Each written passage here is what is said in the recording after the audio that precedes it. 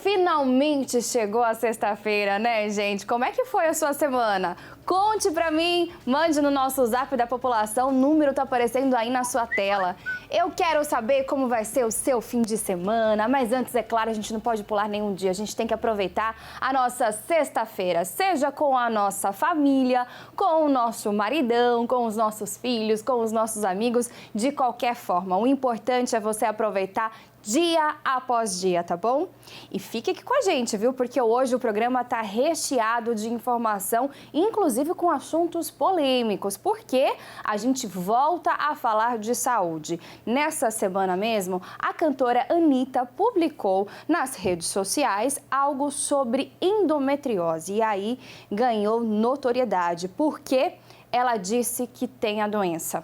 E é claro que a gente falou, vamos repercutir isso no programa também, porque existem muitas dúvidas relacionadas à endometriose. Muita gente pensa que é uma doença rara, mas não é, muito mais comum do que a gente imagina. E para falar sobre esse assunto, a gente vai conversar com a doutora Isabela Nelly Machado. Ela que é coordenadora do Departamento de Ginecologia e Obstetrícia da SMCC.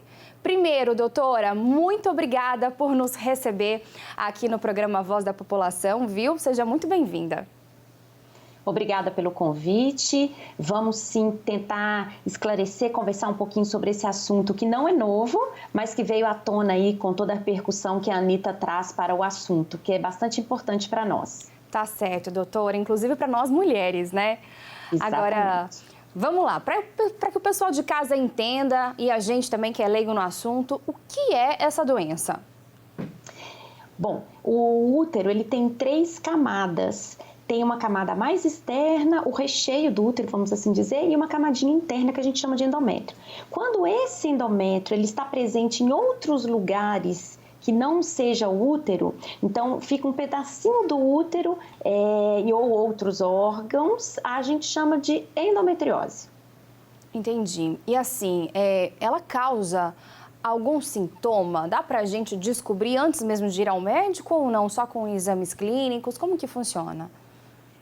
Não, na verdade, pelo contrário, o diagnóstico ele é basicamente um diagnóstico clínico. O que que a gente quer dizer? Que sim, às vezes a gente precisa fazer alguns exames para confirmar, mas clinicamente já dá para suspeitar logo de cara. O principal sintoma é aquela mulher que tem dor na menstruação, nos dias de menstruação, os dias de sangramento. A dor na menstruação, ela é normal, vamos assim dizer, até um certo ponto.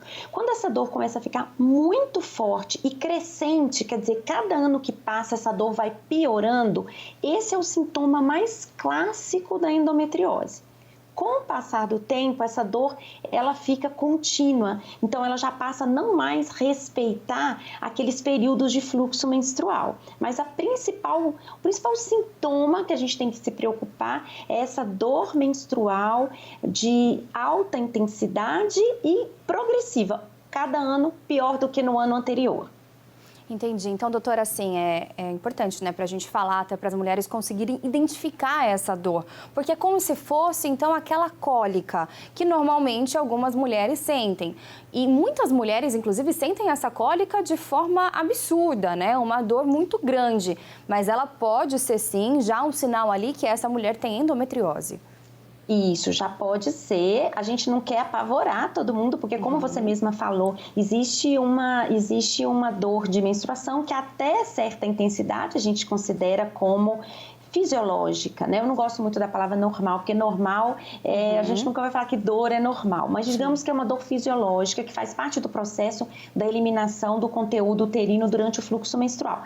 Mas se uma mulher tem uma dor muito intensa e o mais importante, que seja progressiva, né? Então, começou essa dor ali aos 20 e poucos anos, 23, aí agora aos 25 está piorando, chegou com 27 anos, está pior ainda, vale a pena investigar, procurar uma ajuda para tentar fazer outros diagnósticos diferenciais, porque não é a única situação em que a gente tem essa dor menstrual forte, mas sim é o principal sintoma. Tá legal. E até quero reforçar essa sua frase, viu, doutora, de que você disse que dor nunca é normal. Ou seja, se a pessoa sentir qualquer tipo de dor, por menor que ela seja, precisa ser investigada. Procure um médico. Nem que se você não sabe qual é o especialista, vá no clínico, fale da sua dor, que ele com certeza vai ali te encaminhar para o especialista que vai poder descobrir qual é essa dor, né, doutora? Exatamente. A gente não tem que ficar exagerando, vamos assim, chegar já desesperada ou já chegar com o diagnóstico pronto. A gente fala que é o diagnóstico do Dr. Google, né? Que já chega com o diagnóstico pronto. Mas é bom falar, olha, né? Eu tenho essas dores, eu gostaria de saber se elas são do meu próprio organismo mesmo ou tentar excluir alguma patologia que pode estar associada. Não aceitar que a dor é normal. Perfeito, perfeito, doutora. Obrigada, viu? Mas assim, voltando a falar sobre a endometriose ainda, sobre essa doença, o que a gente pode dizer sobre ela? É uma doença adquirida ao longo dos anos, talvez por algo que a gente faz ao longo desses anos ou não? A mulher já nasce com a endometriose? Não é uma doença congênita, tá? Também parece que não tem uma associação familiar, ou seja, não é porque você tem vários casos na família que isso, de certa forma, ainda não tem nenhum estudo que mostre que existe essa associação familiar. Sim, ela vai sendo adquirida. Existem algumas teorias para tentar explicar, tá? Até hoje, a teoria mais comprovada seria uma manipulação uterina, por exemplo, durante uma cesárea, por exemplo, que cai esse material da parte interna do útero, né, que a gente chama de endométrio, que ela cai ali e faz focos dentro da pelve feminina. Essa é uma teoria.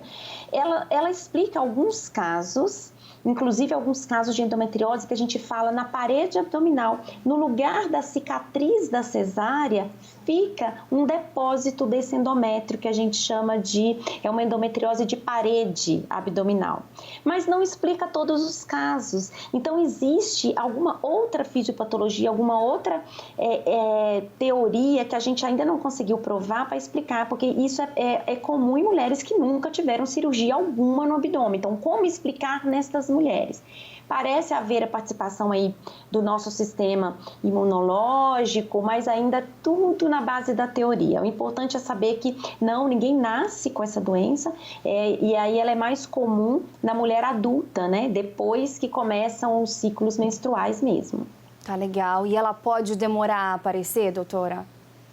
Pode demorar para aparecer. E não tem uma história natural igual para todo mundo, né? História natural é quando a gente fala, a doença ela começa assim, 6 meses depois ela tá assim, 1 ano depois, se você não tratar, ela vai estar assim e vai terminar assim. A gente chama isso de história natural. A endometriose, ela não respeita muito uma timeline, não. Ela não faz muito essa história natural. Tem mulheres que, quando descobrem, já é uma endometriose mais grave. E outras a gente consegue descobrir numa fase mais precoce. E a gente fica até sem saber se essa que já descobriu numa fase grave, será que ela passou por essa fase do leve em algum momento? É até difícil. É uma doença ainda misteriosa, viu? Nós ainda temos muitas dúvidas e muitos questionamentos a serem resolvidos pela ciência ainda.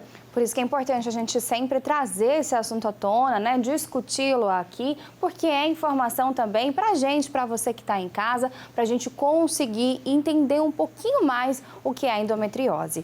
Agora sim, doutora, talvez a pergunta mais frequente no seu consultório: qual é a relação da endometriose com a fertilidade? Porque assim, eu pelo menos escuto, desde que eu me conheço como gente e vou ao ginecologista, que a endometriose está diretamente relacionada com a dificuldade da mulher de ter filhos. É isso mesmo? Explica um pouquinho mais pra gente, por favor. Exatamente. A endometriose, vou tentar explicar da maneira como que ela atrapalha. Então, vou começar dizendo que sim, a endometriose está associada a quadros de infertilidade. Então, quando a gente tem um casal que nos procura com a infertilidade, eu sempre vou buscar uma das causas como a endometriose. O contrário também é verdadeiro. Quando a gente descobre uma mulher com endometriose, a gente tenta orientá-la quanto à questão da fertilidade. Muito bem. Essa presença do endométrio, que é essa parte do útero, fora do útero causa alterações hormonais e a nível, inclusive, de resposta inflamatória do corpo da mulher que prejudica principalmente a fertilidade. Além da dor, então vamos voltar, o principal sintoma da endometriose seria essa dor, né? A dor que começa na menstruação e depois ela passa a ser uma dor crônica. O segundo sintoma, se a gente pode dizer que a infertilidade é um sintoma, é sim, a mulher ela chega se queixando disso, olha, eu tenho cólicas menstruais desde os meus 25 anos, estou com 32 anos, há 2 anos tentando engravidar e não consigo. Então a gente casa, né, esses dois sintomas e aí a endometriose passa a ser a nossa hipótese diagnóstica mais provável. Entendi. Então, mas isso não quer dizer que uma mulher que tenha endometriose não vai poder ter filho. Pode ser que ela consiga engravidar. Exatamente. Não é uma causa direta, né? Ter a endometriose é igual a não poder ter filhos. Perfeito. Mas existe a associação. Então, a mulher que tem a endometriose precisa ser orientada a questão do seu futuro reprodutivo, né? Então, olha, não vamos, de repente, a gente não vai esperar 2 anos para iniciar um tratamento de infertilidade. Se a gente já sabe que tem uma endometriose e a gente dá um tempo para que o casal consiga o sucesso da gestação, se não consegue, a gente já intervém logo. E existe cura, doutora, ou é só tratamento mesmo? A palavra cura, né? Os médicos têm um pouco de medo de usar essa palavra cura, mas sim, existe controle, tá? Por que a gente fala de cura, não? Porque eu posso fazer, por exemplo, um tratamento cirúrgico e queimar todos os focos de endométrio que tem no abdômen dessa paciente. Mas eu não posso jurar de pé junto que ela está totalmente curada, porque esses implantes de tecido endometrial fora do útero, eles são microscópios. Então, não é porque eu não estou vendo ali na cirurgia que significa que não tenha. Então, sim, a gente diz que a paciente está sob controle, que ela está bloqueada. O que a gente faz, né? A gente tem que eu acho que seria a sua próxima pergunta. Eu vou me adiantando aqui. A gente tem dois ramos, né, de tratamento. A gente inicia um tratamento clínico, às vezes só com controle da dor dessa paciente e às vezes necessário usar algum hormônio para bloquear a resposta desses tecidos endometriais que estão causando esses sintomas. E quando a gente não consegue o controle da doença com tratamento clínico, né, com tratamento medicamentoso, aí a gente recorre à cirurgia. Entendi, tá certo. Tá aí, gente, tá vendo? Você que sente uma dor, é sempre importante procurar um médico antes de tomar qualquer atitude, tá? Não vai tomando nenhum remédio, aí fala assim, não, eu já tô com endometriose, tenho certeza. Ouvi dizer que o remédio é bom, né? Exatamente. Vi na televisão que seja, ou procurei com meu amigo Google ali. Não faça isso, tá bom? Procure seu médico, porque cada caso é um caso.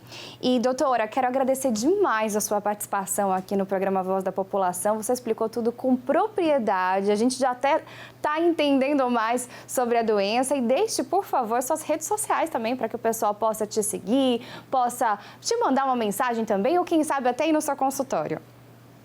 Isso mesmo. A gente pode me contactar também através das redes sociais da Sociedade de Medicina e Cirurgia de Campinas, da qual eu estou como coordenadora científica do Departamento de Ginecologia e Obstetrícia. Então, a população pode fazer qualquer solicitação, enviar dúvidas, enviar perguntas, que isso vai chegar até mim. Tá? No Instagram eu tenho 2 contatos, eu tenho o contato meu pessoal, que é o Isabela Nelly, com underline Nelly, @IsabelaNelly, e também temos do Instituto Barini, que é o instituto onde eu faço o tratamento da endometriose, é o @Instituto Barini. Doutora Isabela Nelly, foi um prazer, viu? Muito obrigada. Muito obrigada, eu que agradeço, espero ter contribuído de alguma forma para esse assunto. Com certeza. Muito obrigada e até a próxima. A gente vai para um recado rapidinho. Você sabia que hoje as empresas empregam muito mais pessoas que têm um nível técnico? Pois é, gente, o Grau Técnico é a maior rede de ensino técnico do Brasil. Oferece mais de 30 cursos como radiologia, enfermagem, administração eletrotécnica e muito mais. Para você conseguir um emprego rápido ou, se já trabalha, melhorar ainda mais o seu salário. Quem tem um diploma técnico tem muitas oportunidades de emprego. O Grau Técnico oferece mais de 30 cursos com a qualidade da maior rede de ensino técnico do Brasil. O aluno estuda numa estrutura equipada com laboratórios, instrutores experientes e material didático gratuito. E ainda conta com o apoio da agência de emprego exclusiva do Grau. Seja o profissional que o mercado procura. Pense no futuro. Faça Grau Técnico. Viu só que maravilha? Faz o seguinte, salva esse número, 0800 000 4321. É o WhatsApp que vai mudar a sua vida. Ou aponte o seu celular para o QR Code que aparece na tela, ou então acesse o site, porque tem promoção especial para os 50 primeiros. Atenção! 50% de desconto na matrícula, material e uniforme grátis. Gostou, né? Perde tempo não, é seu futuro, só depende de você. Grau Técnico é garantido e recomendado para você. Certificado reconhecido em todo o Brasil, com uma escola com mais de 10 anos no mercado. Pense no futuro, faça Grau Técnico. E olha, a gente continua falando de saúde aqui na Voz da População, porque os cientistas da Universidade de Harvard conseguiram criar do zero um coração similar ao humano, gente, que imita os batimentos cardíacos. Gente, essa é a primeira vez que isso acontece e representa um grande avanço nos transplantes e produção de órgãos. As doenças cardíacas são uma das principais causas de morte no mundo. E isso porque o coração, ao contrário de outros órgãos, não pode se reparar após uma lesão. Os próprios autores do estudo afirmam que o objetivo final é construir um coração humano para transplante do zero. Olha só que bacana isso, que avanço, né? Imagina só uma pessoa que precisa ali de um transplante de coração conseguir. Olha a imagem, gente. Que louco isso, como que pode, né? Graças a Deus, cada vez mais, não só a medicina, mas as pesquisas também estão avançando e salvando vidas. E é isso que é o mais importante, né? E você sabia que transplante de medula óssea pode beneficiar o tratamento de cerca de 80 doenças em diferentes estágios e faixas etárias? Mas, ao contrário do sangue, a medula não pode ficar estocada e só pode ser transplantada em pessoas compatíveis, tá? Por isso, é importante se cadastrar e manter os dados atualizados para fazer parte dessa grande corrente do bem. Com mais de 5,5 milhões de pessoas cadastradas, o Registro Brasileiro de Doadores Voluntários de medula óssea é o terceiro maior banco de doadores do mundo. A atualização é realizada diretamente pelos doadores em uma área disponível no site do Redome. Para se cadastrar como um doador voluntário de medula óssea, é só ir a um hemocentro, ter entre 18 e 35 anos de idade, estar em bom estado de saúde e não ter histórico de câncer, doenças infecciosas ou então autoimunes. O doador voluntário, independentemente da idade no momento do cadastro, permanece no Redome e pode ser solicitado a realizar a doação até completar 60 anos de idade. Como eu disse, inclusive na nossa notícia anterior, é sempre bom saber que a gente pode salvar mais vidas, não é mesmo? E olha só, gente, um grupo de cerca de 15 médicos do Hospital de Clínicas da Unicamp vai fazer a primeira ação em formato de mutirão para ajudar a zerar a fila de cirurgias na região de Campinas. A atuação vai ser do fim de julho até o fim de agosto, em um hospital beneficente de Pedreira, que vai reunir pacientes de outras 4 cidades que não têm hospitais. Vão ser 140 cirurgias de vesícula e hérnia que estavam represadas, ou seja, que há muito tempo estavam lá na lista para serem realizadas e não tinham sido realizadas ainda por falta mesmo, talvez de médico ou de leito, enfim, que bacana, né? Os pacientes já estão sendo contactados pelas prefeituras de cada cidade para a realização de exames pré-operatórios, como raio-x e também coleta de sangue. Todos vão ser encaminhados para comparecer no HC no dia 30 de julho, um sábado, para as avaliações com os cirurgiões. A meta divulgada pela Secretaria do Estado de Saúde é liquidar toda a fila até o dia 31 de outubro. E a gente espera que dê certo, né? Vamos ver. Um compromisso comercial rapidinho. Você procura uma clínica odontológica para colocar o seu implante odontológico que lhe ofereça confiança do início ao fim? Então vá à clínica Vamos Sorrir. A Vamos Sorrir é uma clínica séria, bem conceituada no mercado há 38 anos. Hoje, com 96 unidades no Brasil, possui um corpo clínico que preza a satisfação e segurança do paciente em primeiro lugar.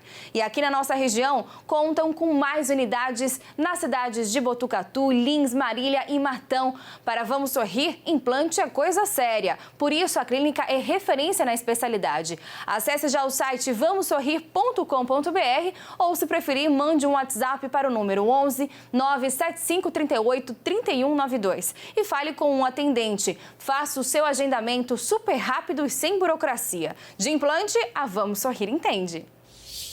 E, gente, olha só, o Instituto Nacional de Cardiologia realiza procedimento pioneiro no SUS, hein? A cardioneuroablação, vou ler de novo para que todos entendam. A cardioneuroablação é utilizada em situações em que o paciente não responde a outros tratamentos disponíveis, como o uso de medicamentos. A ablação já é um procedimento consagrado no tratamento de arritmias. No SUS, o Instituto Nacional de Cardiologia é referência no tratamento dessa doença. Muito bacana, né? Essas novidades sempre trazem um pouquinho mais de esperança para todos nós. E a alimentação saudável é importante em todos os momentos da vida, principalmente durante a gestação, quando a mulher, além de estar nutrindo o seu próprio organismo, também está alimentando uma nova vida em formação. Nessa fase, o consumo de água, alimentos in natura, diversos e minimamente processados são importantes para suprir a necessidade de nutrientes fundamentais, como ferro, ácido fólico, cálcio, vitaminas A, E, D, entre outros. E para ajudar as futuras mamães a fazer escolhas mais saudáveis, o Ministério da Saúde possui um guia alimentar para as gestantes. É isso mesmo. Ele, inclusive, está disponível no site do Ministério, com várias outras dicas de alimentação para as grávidas. Durante todo esse mês de julho, o Ministério da Saúde vai divulgar uma série de conteúdos sobre a importância da alimentação saudável e as particularidades em cada fase da vida. Vale a pena acompanhar, viu? E, gente, qual foi a última vez que você esteve no oftalmologista? Muita gente nem lembra, eu confesso que nem eu, tá bom? Mas os olhos são órgãos sensíveis e para que a visão se mantenha saudável, é importante cultivar alguns hábitos. Segundo dados da Organização Mundial da Saúde, globalmente 2,2 bilhões de pessoas têm uma deficiência visual. Dessas, pelo menos 1 bilhão tem uma deficiência que poderia ter sido evitada ou que ainda não foi tratada. Ou seja, é mais difícil prevenir do que tratar uma doença. A gente, inclusive, bate nessa tecla toda semana aqui com o Dr. Luiz Piovesani, que é muito melhor você tratar, aliás, você descobrir uma doença antes para conseguir ali reverter a situação do que depois ter que correr atrás do prejuízo. Se você teve algum sintoma, como olho vermelho, secreção, visão dupla, é bom já procurar um médico, tá bom? A visão é responsável por 85% das informações processadas no nosso cérebro. Por isso, são importantes as visitas regulares ao oftalmologista e nada substitui o diagnóstico feito por um médico. Depois dessa notícia, até eu vou procurar meu oftalmologista, viu, gente, para saber como é que tá a minha visão. Mesmo a gente achando que não está sentindo nada, é sempre importante fazer uma visita assim ao médico, seja ele oftalmologista ou qualquer outro tipo de especialidade. E um tratamento contra o câncer inédito no Brasil, feito a partir de células geneticamente modificadas, acaba de ter o seu estudo aprovado pela Anvisa. A pesquisa clínica, gente, vai ser realizada pelo Hospital Albert Einstein com financiamento do SUS. O próprio glóbulo branco, uma célula de defesa do paciente, é retirado e modificado geneticamente em laboratório para atacar um tumor específico. Depois, ele é reintroduzido no corpo da pessoa, onde se reproduz e combate o câncer. Não é demais isso, gente? Além de ser uma terapia promissora, a pesquisa se tornou atrativa por reduzir consideravelmente os custos médicos. Segundo a Anvisa, o tratamento pode ficar até 10 vezes mais barato se compararmos com os custos comerciais de hoje. Gente, cidades com programas odontológicos de sucesso vão poder compartilhar a experiência com outros municípios do país. A ação faz parte do programa do governo federal Brasil Sorridente. Gestores e profissionais de saúde podem inscrever suas experiências até o dia 31 desse mês, por meio de um formulário online. A ideia é conhecer as iniciativas mais inovadoras e que beneficiam a população para inspirar outros municípios e também aprimorar os serviços odontológicos do SUS, que é o Sistema Único de Saúde, tá bom? E olha só, que iniciativa bacana! Um clube de assinantes em Ribeirão Preto promove rodízio de brinquedos infantis. Na prática, funciona assim. A cada mês, chega na casa do assinante uma casa com brinquedos previamente selecionados pela equipe, de acordo com a idade da criança. E então, a caixa parte e os brinquedos ficam. No próximo mês, eles são trocados por outros brinquedos. A ideia é, além de proporcionar diversão variada para as crianças, que com frequência enjoam dos brinquedos, e a gente que é mãe, inclusive, sabe disso, também incentivar um consumo mais consciente, já que o brinquedo fica ali por um tempo e depois é trocado. A entrega da caixa é acompanhada de um QR Code com explicação sobre o brinquedo, sugestões de brincadeiras que podem ser realizadas para estimular as habilidades possíveis para aquela idade e também com instruções para que a criança compreenda que precisa devolver o brinquedo na hora exata, tá bom? Agora a gente vai para um rápido intervalo, mas é rapidinho, tá? Não saia daí, já já eu volto.